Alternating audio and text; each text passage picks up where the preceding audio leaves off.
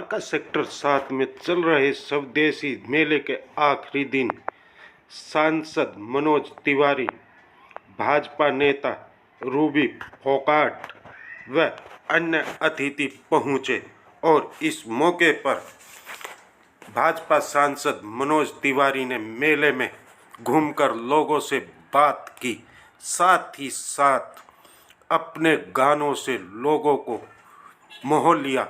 हम आपको यह भी बता दें कि स्वदेशी मेले में बीएसएफ के जवानों ने अपने संगीत के द्वारा लोगों को झूमने के लिए मजबूर कर दिया। इस अवसर पर स्वदेशी मेले के द्वारा सांसद मनोज तिवारी, रूबी फोगाट व अन्य अतिथियों को पटके व मोमेंटो देकर सम्मानित किया।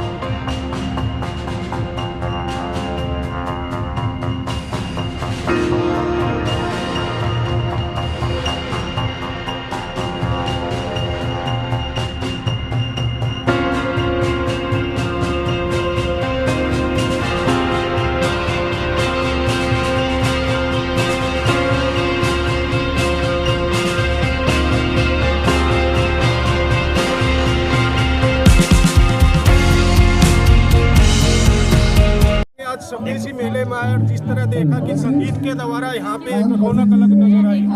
देखिए, मैं स्वदेशी मेला द्वारका में अब पहले भी आते रहा हूँ और मेरी लोगों से निवेदन रहता है मेरा कि स्वदेशी मेले में आप आइए। आपको स्वदेशी वस्तुएं थोड़ी सी मार्केट से सस्ती भी मिलती हैं और उससे जो हमारे देश के हुनरबाज लोग हैं, हुनरमंद लोग हैं, उनकी सहायता होती है, जिससे हमारी आत्मनिर्भर भारत की लक्ष्य को हम लोग प्राप्त करते हैं। तो मैं ये प्रार्थना भी करता हूँ और ख़ुद भी जाता हूँ और कोशिश रहती है। देखिए, स्वदेशी का बड़ा अर्थ है, स्वदेशी उत्पाद, स्वदेशी संगीत, स्वदेशी विचार, स्वदेशी संस्कृति, ये सब का पूरी दुनिया देख लीजिए, जब हिंसा में ग्रस्त है तब भी भारत में लोग खुशी खुशी आगे बढ़ रहे हैं। तो ये स्वदेशी को अपनाइए, जीवन को सफल बनाइए। नितिन जी क्या कहेंगे, एफएम में तो बड़े फेमस है, कुरापत्ती का नाम लिया जाता है और आज स्वदेशी मेले में आए। जी देखिए, मुझे बहुत अच्छा लगा कि मुझे यहाँ पे बुलाया गया। इनफैक्ट इसके रेडियो पार्टनर भी हम ही हैं, 92.7 बिग एफएम। मैं बहुत खुश हूँ कि हमारा नाम भी इनके साथ जुड़ा, बिकॉज मैं पहले भी आ चुका हूँ स्वदेशी मेला में। बहुत अच्छी मुहिम है, एक मुहिम कहूँगा मैं, मेला नहीं कहूँगा, क्योंकि बहुत क्लियर कट मैसेज है सबके लिए कि जितना हो सके स्वदेशी को अपनाएं और वोकल फॉर लोकल, जैसे हमारे आदरणीय प्रधानमंत्री कहते रहते हैं। मैं भी इस बात में बिलीव करता हूं कि अगर आप अपने लोकल वेंडर्स को सपोर्ट नहीं करेंगे तो उनका धंधा, उनका काम कैसे चलेगा। कल को हो सकता है आप भी कोई दुकान खोलें, आप भी कोई काम धंधा शुरू करें, अगर आपका भी कोई प्रोडक्ट ना खरीदे, आपकी दुकान पर कोई ना आए और सब बड़ी बड़ी कंपनियों में जाके सामान खरीदते रहें या विदेशी सामान खरीदते रहें, तो आप कहाँ से अपना धंधा चला पाएंगे। तो मुझे लगता है हमें एक दूसरे को सपोर्ट करना चाहिए। पूरा भारतवर्ष जो है पूरे विश्व में इसलिए जाना चाहते हैं क्योंकि हम हमेशा बोलते हैं कि अनेकता में एकता, अलग अलग धर्मों के लोग, अलग अलग कल्चर के लोग एक साथ रहते हैं, एक दूसरे को हमेशा सपोर्ट करते आए हैं। तो यही हमारा मकसद रहना चाहिए कि एक दूसरे को सपोर्ट करें, एक दूसरे का काम धंधा चलाएं। तो स्वदेशी मेला एक बहुत अच्छा एग्जाम्पल है, एक बहुत अच्छा तरीका है। ये हमें सिखाया जा रहा है यहाँ पे कि आप ये कैसे कर सकते हैं। देश का भला करने के लिए हम हमेशा सोचते हैं कि क्या करें, कैसे करें। कोई हमें कहते हैं ना, हमें जरिया नहीं मिलता, तो जरिया मिल गया, आइडिया मिल गया। आज से कोशिश करें जितना हो सके स्वदेशी अपनाएं। कि वो आवाज आएगी एक एफएम वाली? बिल्कुल आएगी।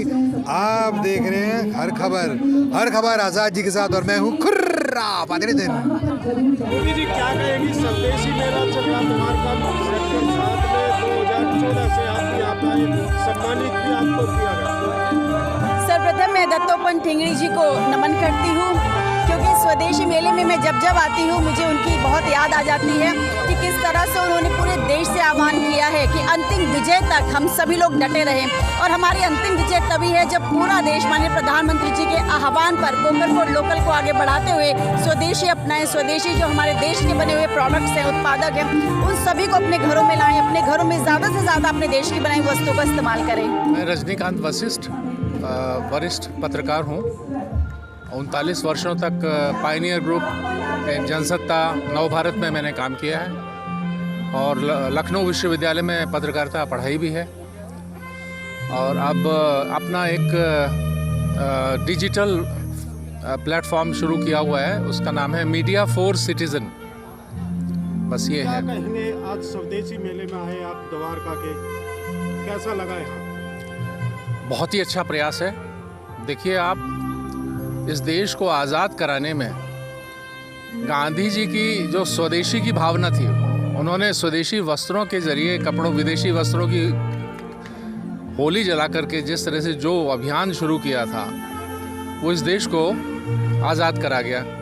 अब अगर हम फिर से स्वदेशी की भावना अपने मन में जगाएंगे, लोगों के बीच में जगाएंगे, तो ना केवल जो हमारे कारीगर हैं उनको रोज़गार मिलेगा और साथ ही साथ एक गर्व की भावना भी पैदा होगी कि देखिए, ये हमारे देश के ही लोगों के बनाए हुए चीज़ें हम पहन रहे हैं। ना केवल उन्हें पहन रहे हैं बल्कि विदेशों में भी निर्यात कर रहे हैं, विदेशों में भी पॉपुलर। आज के बच्चों को क्या कहना चाहेंगे स्वदेशी मेले के द्वारा, किस तरह उनको प्रोडक्ट अपने देश के लेने चाहिए?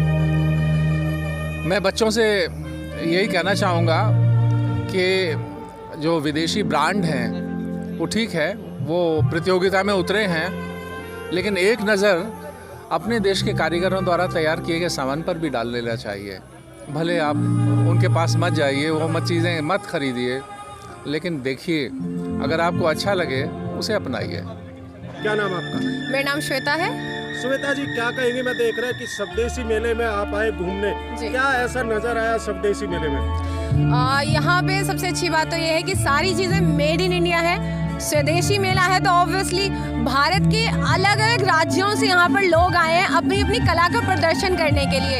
यहाँ पर अलग अलग राज्य के लोग कुछ साड़ियाँ, कुछ हैंडीक्राफ्ट चीज़ें और बहुत सारा फूड आइटम्स, खाने की बहुत तरह तरह की चीज़ें हैं जो हमारे इंडिया के कोने कोने से आई हैं। बहुत सारे यहाँ पर आर्मी मैन्स भी हैं जो बहुत अच्छे अच्छे म्यूज़िक इंस्ट्रूमेंट प्ले कर रहे हैं, और बहुत सारी पब्लिक यहाँ पर आई है दिल्ली से, दिल्ली के बाहर से, अलग अलग राज्यों से। और यहाँ पर आकर अभी मैंने बहुत सारी क्रॉकरीज देखी, वेस्ट मटेरियल से बने हुए बहुत सुंदर सुंदर सी चीज़ें देखी। बहुत सारे हैंडीक्राफ्ट हैं, बहुत सजाने की, डेकोरेशन की चीज़ें हैं, बेडशीट्स हैं, साड़ी है और बहुत ही सुंदर सुंदर चीज़ें हैं। तो आप सभी लोग यहाँ पर विजिट करें, क्योंकि 2014 से यहाँ पर ये स्वदेशी मेला लगाया जा रहा है सभी भारतीयों के लिए।